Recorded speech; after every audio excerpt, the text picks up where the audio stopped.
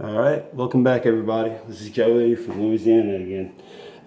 In this video, I was just going to do a quick overview of my hunting knives. Hunting slash skinning slash really tactical too. I like knives that can still be tactical in the sense of a carry, but these are all leather sheaths. They're not Kydex or the Gnawline or any of those other kinds. These are all the ones that I have with leather sheaths at the time.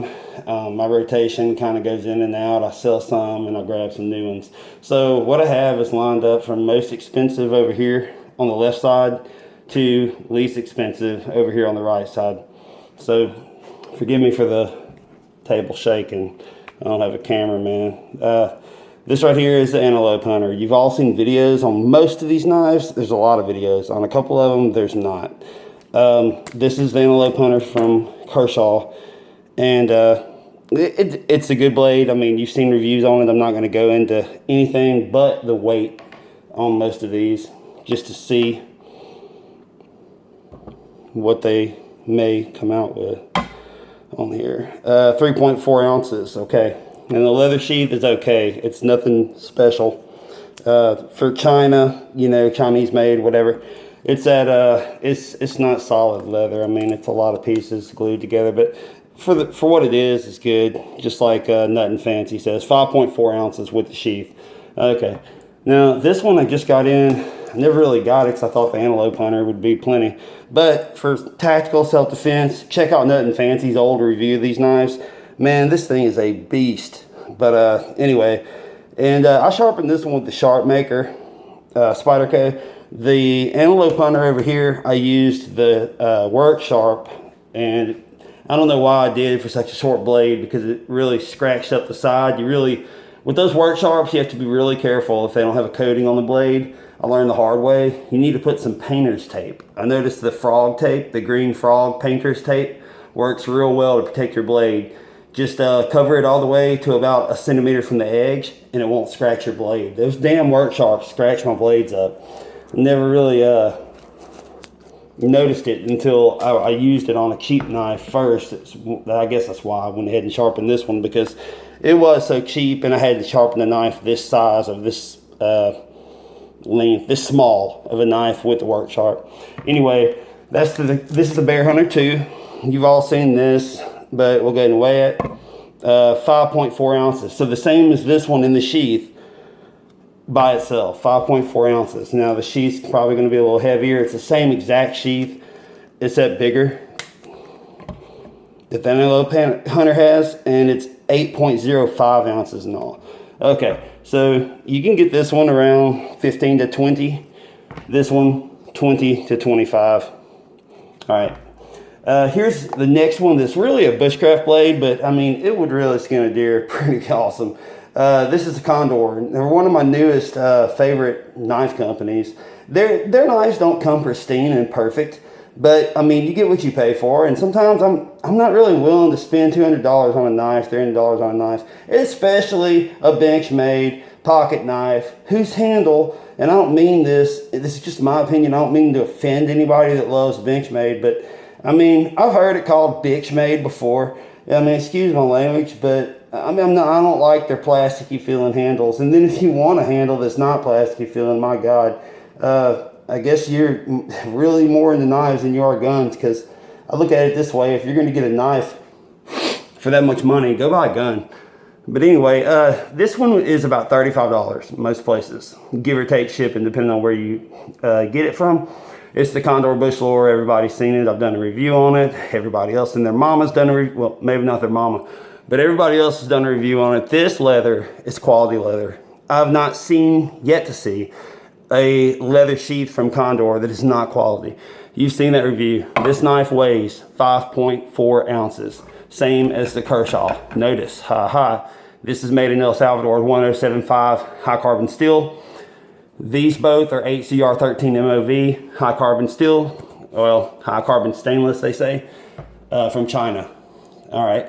Now, this was up on eBay for a long time. No one wanted to bite on it, so I decided I was going to keep it. The only reason, I can't find a good sheath for it. This sheath sucks. Kershaw Disc Skin Hunter. Okay, those of you interested, the blade I've never even used because I was going to sell it brand new. So I can't really give you anything except some specs. 4.4-inch blade. I haven't seen a ton of reviews on here, but I've seen enough. This is what Nothing Fancy calls a proud tang. It kind of sticks up past the G10 handles. I can't see where they're going to be uncomfortable at all. I mean, it just really feels great in the hand. For something with such a slim handle design, you would think that it wouldn't be. But I mean, just looking at it, it looks kind of stupid compared to the blade, to my standards. But it is full tang, as you can see, and I really like it. I mean, 5.15 ounces, hey, it's not bad. And then with its crappy sheath, 6.70. That ought to tell you something. You have 5.15 and 6.70. So, I mean, you do the math. This sheath is worthless. This sheath by itself is 1.50 ounces. It's just really thin leather. I don't see it holding up at all. Nothing Fancy did a good review of that knife too. Okay, here's something newer. Not a lot of people have done reviews on this. This is the Benchmade, yes, Benchmade. It's not a folder. Bone Collector, Michael Waddell's. It's discontinued model of D2. And this is just the Hunter. It's not a Skinner. It's nothing from their 2015 line. It's an older knife. But I bought it brand new recently. They're discontinued. I don't see them anymore unless for like 150 on eBay or something like that. I got it engraved in my name. I wish I would have picked Edwardian script, but this is good enough. You can see how it says Bone Collector.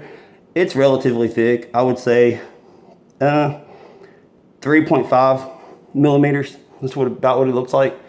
It will not zoom in. I'm trying for the life of me to keep this video short. All right. Anyway, let's see if it'll compare. Cold Steel Voyager. Just to show you the difference here. I mean, that's a large Voyager. I mean, so you're getting 9 3/8 or something like that overall. With the Benchmade, it's 8.13, I believe, inches overall, with a supposedly 4-inch blade. Anyway, it's D2 steel, and I really like it. I haven't tried it, and I will be trying it on, of course, deer in deer and hunting season. And it's not picking up. I'm trying to get it to pick up the D2. Man, this sucks. I'm sorry, y'all. This is a Samsung Galaxy S6, and I don't know.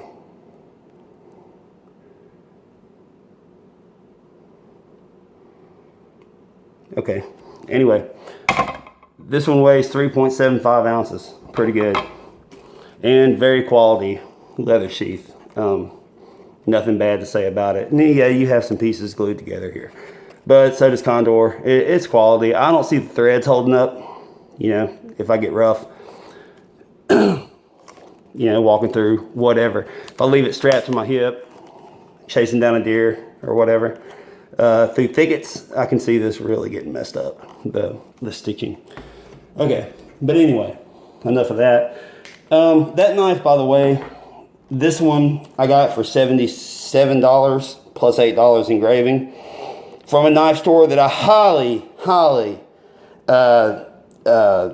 suggest you do not buy from, and that's knifeworks.com. They have gone up on all their prices by at least 10%. Those of you who watch knifeworks.com's prices and watch for their new knives, you've already noticed this. You can attest to it. And their customer service sucks. They turn into trolls, like I said before in kind of a joking video. They turn into trolls if you show up one too many times requesting to see knives in person. They like to sell you things on the internet. This is one of my favorites. This is the Knives of Alaska Bush Camp knife. And Nothing Fancy did a review on this. I keep mentioning because I'm not Nothing Fancy. And I'm just letting you know if you want to see a detailed overview, I meant a detailed review of these knives, you can. This one runs $85 on Midway USA, $85.99 I think to be exact, with free shipping. That's where I got it. And very quality leather sheath. I mean, this is definitely a hunter's sheath. I'm not a huge fan of leather sheaths, just like most real knife guys aren't. And I think it is because everybody wants the perfect package in one deal. And you know what I mean by that. So this is 8.55 ounces. Really, it's not that bad for such a mean, long knife. I didn't measure this. I forgot the exact measurements on it, but it is over 10 inches, well over. So, just Knives of Alaska. It's my favorite, probably next to the Benchmade, just because, I mean, the size difference, but the steel is D2 on Knives of Alaska as well. I don't know if you can pick up the thickness, but it's 0.14 inches. And what I meant to do with the Benchmade, cold steel is 3.5, okay? And of course, this isn't going to pick up because it doesn't want to. But let's see if I can turn them. They look to be the same.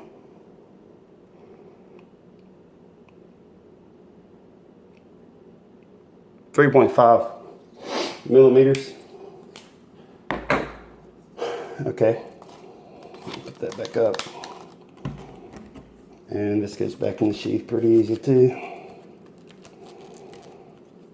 Like the rubber filling grips on here, they're not too rubbery, and they feel really good. No jimping. I kind of would like to see that on that model. But anyway, and last but not least is an old design cold steel Master Hunter. I got this for $67 on a closeout sale from a seller on eBay, and it is authentic. I've looked at plenty of them. You can see the line. If you can see the line here where the VG1's laminated with the 420J. I'm pretty sure it's 420J. The cheapo still, but it's going to keep it from rusting as bad. Very thick. This one, it should be 3/16 inch or 0.188 or 5 millimeters. Anyway, you have the Kraton handles here. They're very grippy, no jimping, but this is just so grippy that really you don't need it. I don't have all the specs on this video. I just wanted to show my hunting knife collection. This is the only one that doesn't have a leather sheath, but it's still considered a hunting knife. I bought it as a tactical knife, to be honest, because the sheath's not too big, the knife's not too big. I can actually stick this down in my front pocket from my belt, so that works out pretty good. And there it is in its entirety. Okay, so we'll measure this one for last but not least. 6.05 ounces. So, I mean, it's pretty damn light. And it is full tang. They have x-ray of this online. If you look it up, it's probably, oh man, I don't know if I have anything to compare it by here. Well, it's probably about half of the thickness of this blade. If you stick it down the middle, half of the width going this way. So probably like a pinky. That's not gonna pick up. Like that. So anyway, I've seen the pictures of it, and it is full tang, and I do care about that. And they say that all cold steel fixed blades are full tang. Just some of them aren't, you know, well, none of them that I know of have the scales like this, where they're on each side, you know, it's like actual handle scales. Anyway, so to give you a comparison of those knives versus something that many of us are familiar with. All right, here we got the Glock 19 with, it's not gonna pick up in this light. But anyway, I have this rattlesnake and the Don't Tread on Me on it. You can see my biggest one, which is gonna be the Knives of Alaska versus, well, shit, versus the Glock. I mean, right there. And that should be, yeah, that's right. And so it kind of gives you a size comparison if you're a gun guy and you're looking for a hunting knife. I don't know, just something different.